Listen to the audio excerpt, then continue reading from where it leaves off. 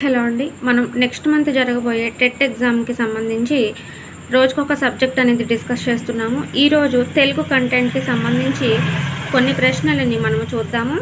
ఇక్కడ ఒక పద్యం ఇచ్చారండి. ఆ పద్యం నుంచి 31 నుంచి 33వ ప్రశ్నల వరకు అంటే 3 ప్రశ్నలు ఆ పద్యానికి సంబంధించి వస్తాయంట.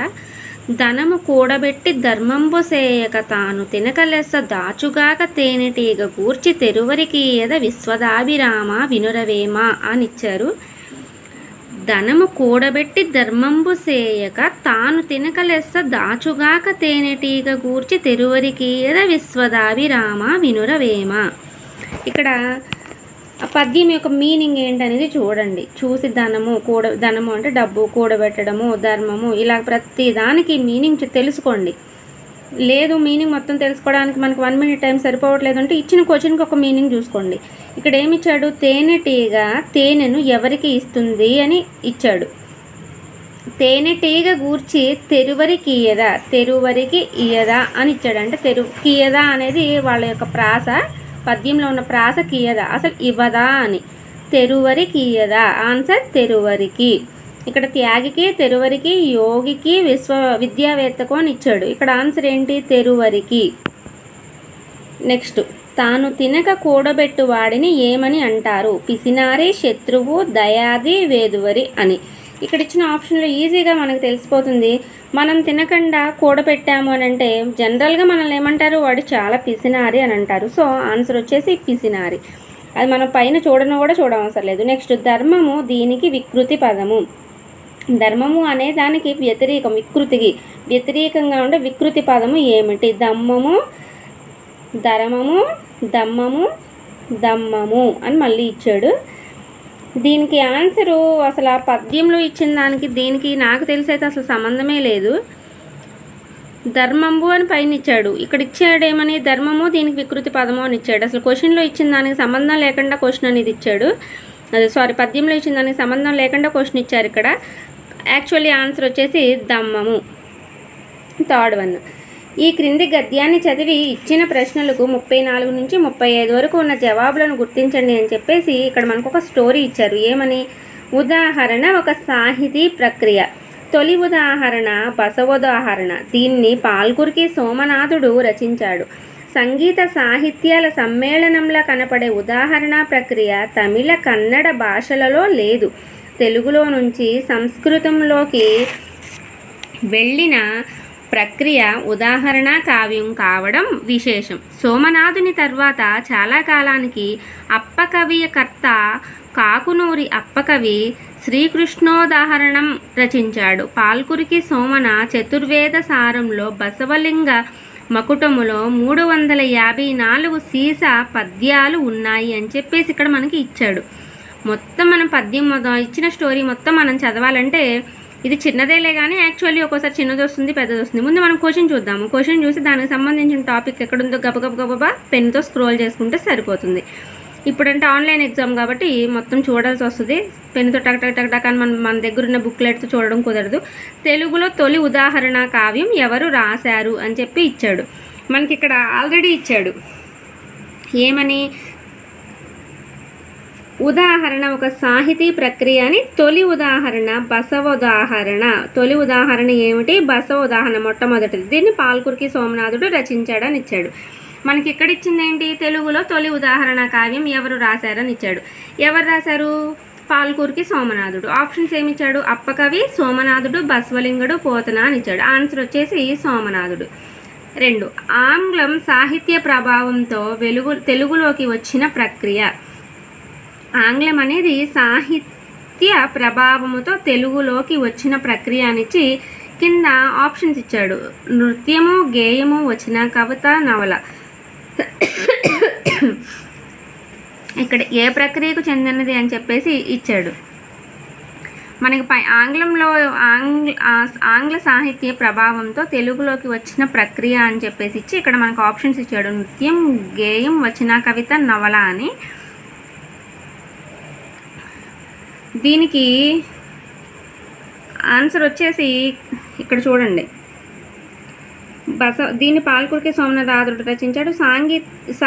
సంగీత సాహిత్యాల సమ్మేళనంలో కనబడే ఉదాహరణ ప్రక్రియ తమిళ కన్నడ భాషల్లో లేదు. తెలుగులో నుంచి సంస్కృతంలోకి సంగీత సాహిత్యాల సమ్మేళనం సంస్కృత తెలుగు భాషలో నుంచి సంస్కృతంలోకి వెళ్ళిన ఒక ఉదాహరణ ప్రక్రియ కావ్యం కావడం విశేషం. శ్రీకృష్ణుడు రచించాడు, పాల్కురి సోమనాథుడు. ఇక్కడ దీనికి ఆన్సర్ అయితే లేదండి. దీనికి యాక్చువల్ ఆన్సర్ వచ్చేసి వచ్చిన కవిత, అంటే మన స్టోరీ టైప్లో వచ్చేదాన్ని వచ్చిన వివరణాత్మకంగా ఉండే ఒక కవిత అనేసి ఇచ్చాడు. ఆంగ్ల సాహిత్య ప్రభావంతో తెలుగులోకి వచ్చిన ప్రక్రియ అని. అండ్ నెక్స్ట్ క గ చ గ ఇలా ఇన్ని ఇచ్చేసి వ్యాకరణ పరిభాషలో ఏమని వ్యవహరిస్తారు అని అంటే మహాప్రాణాలు, వర్గయుక్తులు, అనునాసికాలు 1 మరియు 2 అని ఇచ్చాడు. అంటే మహాప్రాణాలు, వర్గాయుక్తులు అని చెప్పేసి ఇచ్చాడు. సో ఆన్సర్ వచ్చేసి మహాప్రాణాలు, వర్గాయుక్తులు.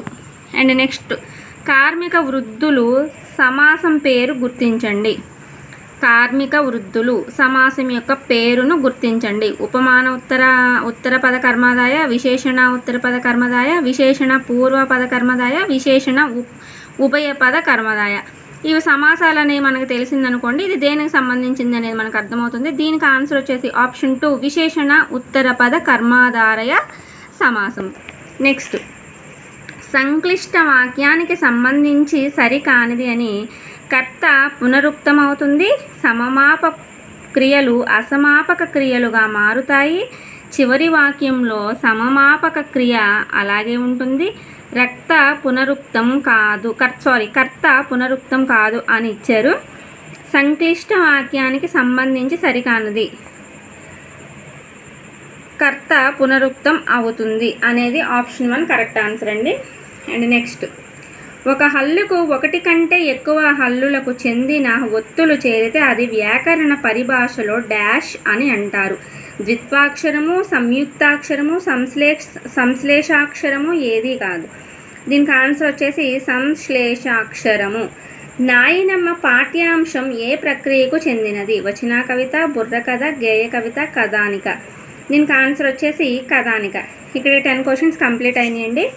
11th question. అత్తమ్మ కోసం కొత్త దూత్తలో పాలు తెచ్చింది. రత్తమ్మ అత్తమ్మ కోసం కొత్త దుత్తలో పాలు తెచ్చింది. ఇందుగల అనుప్రాసాలంకారం ఏది? వృత్యానుప్రాసాలంకారం, చేకానుప్రాసాలంకారము, లాటానుప్రాసాలంకారం, అంత్యానుప్రాసాలంకారము. అలంకారాలు అనేవి తెలిస్తే దీనికి ఆన్సర్ అనేది మనం ఈజీగా ఐడెంటిఫై చేయగలుగుతాము. Next question. వానమామలై వరదాచార్యులు గారు రచించిన బుర్రకథల సంపుటి జయధ్వజము, కూలిపోయే కొమ్మ, రైతు బిడ్డ, పోతన చరిత్ర. ఇక్కడ తెలుగులో వచ్చిన టెట్లో వచ్చిన క్వశ్చన్స్ మనం కంప్లీట్గా ప్రతిదీ చదివితేనే మనం ఆన్సర్ చేయగలుగుతామండి. దీనికి ఆన్సర్ వచ్చేసి రైతు బిడ్డ. వరదాచార్యులు గారు రచించిన బుర్రకథల సంపుటి ఏంటి అంటే రైతు బిడ్డ. శేనము వృత్యాంతరార్థము తెలపండి. మౌనముగా ఉండేవాడు ఋషి, తీవ్రముగా వేగముగా పొడవునది డేగ, పరశర మహర్షి కుమారుడు వ్యాసుడు, ముల్లోకములను ఆక్రమించినవాడు విష్ణువు. ఆన్సర్ వచ్చేసి తీవ్రముగా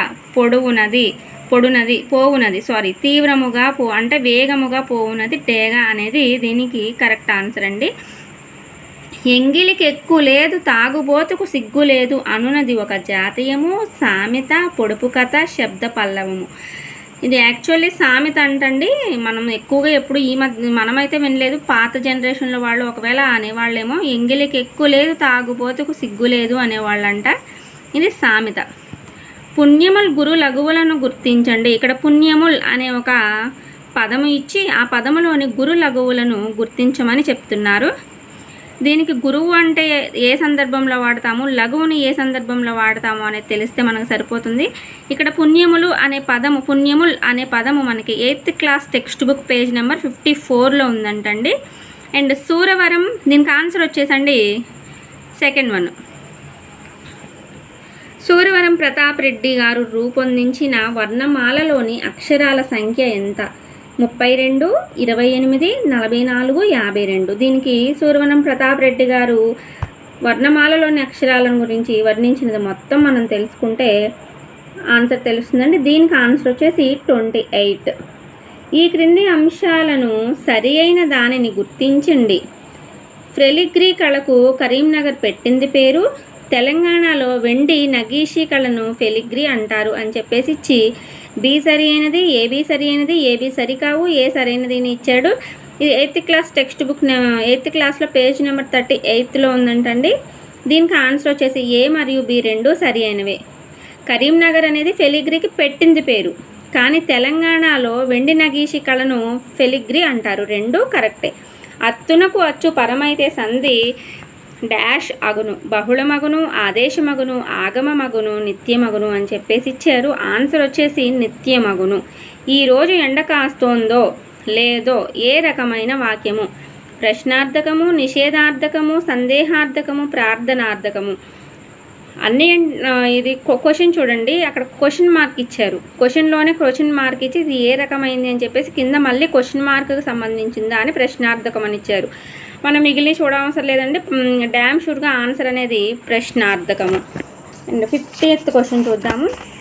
20th క్వశ్చన్. కళ్ళగాదు రవికంటి మాట. ఈ వాక్యంలో కళ్ళ అను పదానికి సరి అయిన అర్థాన్ని తెలపండి. అబద్ధము, నిజము, మాట, కోరిక. ఆన్సర్ వచ్చేసి అబద్ధము. And next question. రాత్రి వికృతి రూపము. రాత్రి అనే పదానికి వికృతి రూపము రాత్రి కాగా, వర్ణము అనే పదానికి వికృతి రూపము వనము, వన్నె, వర్ణము, వరణము అని ఇచ్చారండి. ఇక్కడ ఆన్సర్ వచ్చేసి వన్నె. చూడండి, ప్రతిదీ కూడాను text book 6th class, 10th class, 7th class, 8th class, 9th class, మళ్ళీ 8th, 7th, 8th, 10th ఇలా ఎవ్రీ క్వశ్చన్ కూడాను ఏదో ఒక టెక్స్ట్ బుక్ నుంచి మనకి వచ్చిందండి. ప్రతి క్వశ్చన్ కూడా మనకి టెక్స్ట్ బుక్ నుంచి వచ్చింది. కెమెరా రోల్ అనేది చేంజ్ అయిందండి, సారీ. And next question. సోపతి పర్యాయ పదములో గల పదము. సోపతి పర్యాయ పదములో గల పదము. చెలిమి, దేహము, మగువ, కథనము. ఆన్సర్ చెలిమి. హంస పదానికి నానార్థము కానిది. ఇక్కడ క్వశ్చన్ చూడండి, కానిది. హంస అనే పదార్థానికి నానార్థం కానిది. పరమాత్మ, అంశ, తెల్లగురము, ముత్యము. దీనికి ఆన్సర్ వచ్చేసి ముత్యము. And next 55th question. మనకి 25th క్వశ్చన్ లెక్క వస్తుంది, ఎందుకంటే మనం సైకాలజీ తర్వాత కదా ఇది డిస్కస్ చేస్తున్నాము. మానవులు నాగరికత వైపుకు పయనిస్తున్న కొద్దీ అవసరాన్ని బట్టి సహజముగా, అనాయాసముగా భాషను తమకు తాముగా ఏర్పరచుకున్నారని తెలిపే వాదం. ఆ వాదాన్ని ప్రతిపాదించిన వారు.